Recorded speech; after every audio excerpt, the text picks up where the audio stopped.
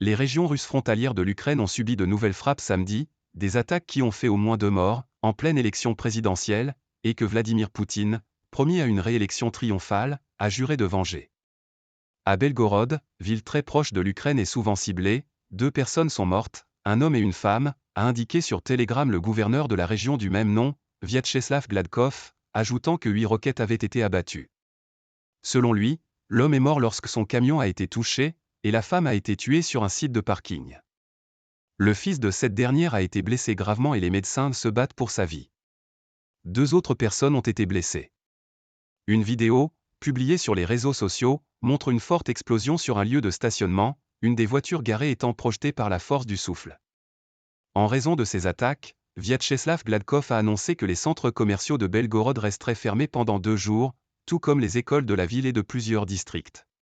Précédemment, le ministère russe de la Défense avait indiqué avoir abattu missiles, roquettes et drones au-dessus des régions frontalières de Belgorod et Koursk, cible toute la semaine d'attaques venant de l'Ukraine voisine. Vendredi, Vladimir Poutine avait juré que les attaques ukrainiennes sur le territoire russe ne resteraient pas impunies.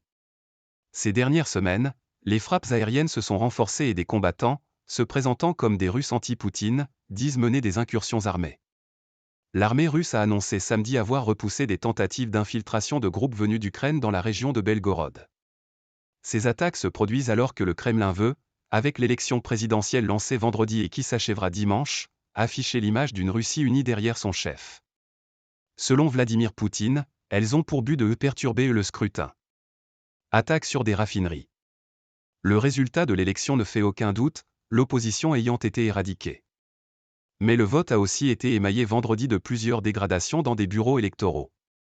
Une dizaine de personnes ont été arrêtées dans plusieurs régions pour avoir versé du colorant dans des urnes, lancé un cocktail Molotov sur un bureau de vote ou mis le feu à un isoloir. Les motifs précis de ces actes ne sont pas connus. La chef de la commission électorale, Ella Pamfilova, a affirmé que leurs auteurs agissaient pour de l'argent promis par des salauds, de l'étranger.